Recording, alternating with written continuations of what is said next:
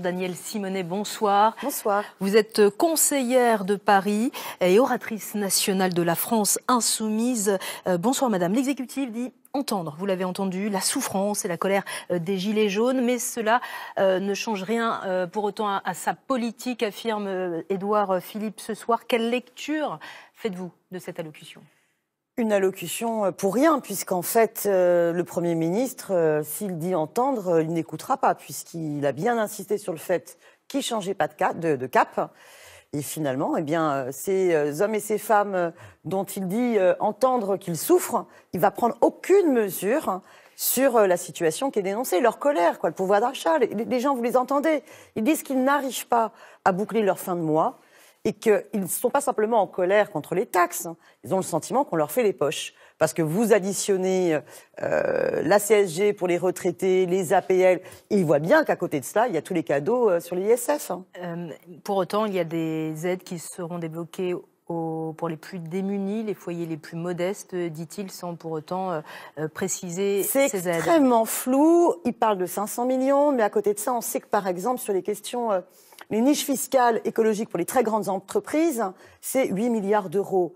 Donc franchement, on marche sur la tête. Il faut arrêter d'opposer l'écologie et le social. On peut faire les deux en même temps, mais en s'y prenant de manière totalement différente. Qu'ils taxent le kérosène et qu'ils permettent de développer les transports en commun, qu'il ouvre par exemple une réflexion sur la question de la gratuité, qu'on développe les trains dans les zones rurales au lieu de fermer les petites gares. La gratuité, par exemple, dans les grandes agglomérations, ça fait partie des propositions possibles ? On ne peut pas culpabiliser les gens de prendre leur voiture quand ils n'ont absolument aucun autre choix. Combien d'hommes et de femmes sont obligés de prendre leur voiture pour aller travailler, pour aller emmener les enfants à l'école ? Il n'y a aucune solution qui est proposée.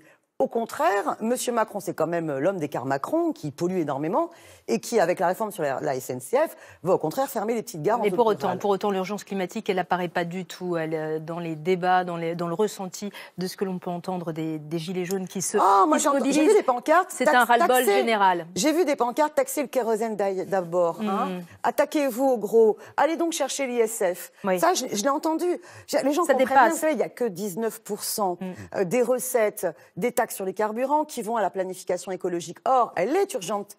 Il est urgent de prendre en compte la question écologique, mais il faut le faire de manière totalement différente. Alors, en mai dernier, François Ruffin voulait faire la fête à Macron sans réussir. Là, un mouvement qui se dit apolitique, un mouvement citoyen mobilise le temps d'un week-end plus de 300 000 personnes. Est-ce un désaveu pour la classe politique ? Non, je pense que c'est vraiment révélateur de la période dégagiste dans laquelle nous sommes. Et c'est un mouvement citoyen, d'auto-organisation. Moi, je leur dis bravo. Et puis, c'est très courageux. Et même si les médias disent souvent que c'est désorganisé, moi, je trouve qu'ils arrivent très bien à s'organiser avec les réseaux sociaux.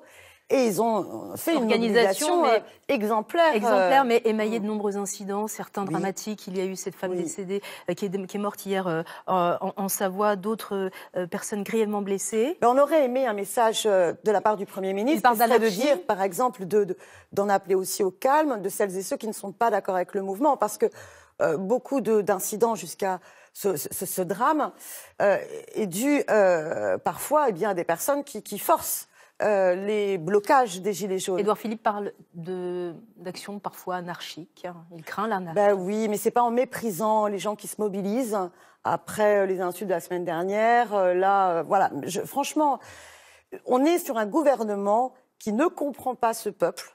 Parce qu'il est totalement déscotché, déconnecté. Il ne comprend pas que, il va falloir augmenter les salaires, il va falloir avoir une autre politique que de leur faire les poches. Ce gouvernement et ce président des riches, finalement, a surtout des paroles de mépris. Les leaders politiques se sont fait assez discrets, puisqu'effectivement, ils n'étaient pas forcément les bienvenus. Certains se sont exprimés. C'est le cas de Jean-Luc Mélenchon, un peu en marge, discrètement vers la Concorde, à chanter la Marseillaise.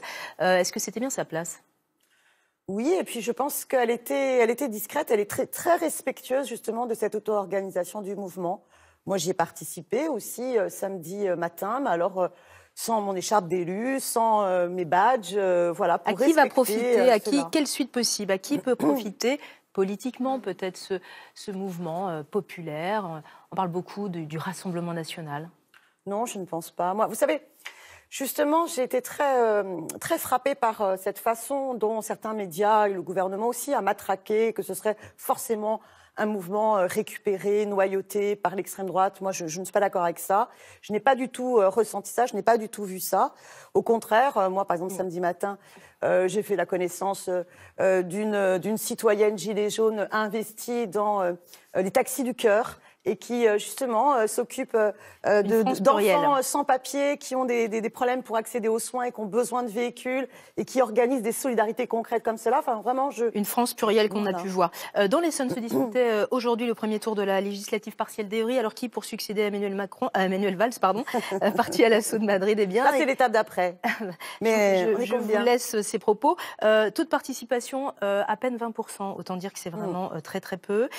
Eh bien, c'est Francis Choua, actuel maire sans étiquette, soutenu par la majorité, qui arrive en tête avec 30% des voix. Et puis, votre candidate, celle de la France Insoumise, Farida Amrani, recueille 18% des voix. La majorité résiste malgré la tourmente actuelle. Oui, mais il n'a pas énormément de réserve de voix. Moi, je me dis que, de toute façon, ce que mérite Macron dimanche prochain, c'est une claque électorale.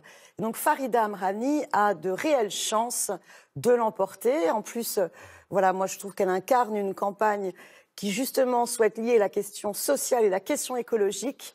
Et donc, j'espère que les citoyens et citoyennes seront au rendez-vous dimanche prochain. Nous verrons cela. Un grand merci, Danielle Simonet, d'avoir accepté l'invitation du Soir 3. Merci.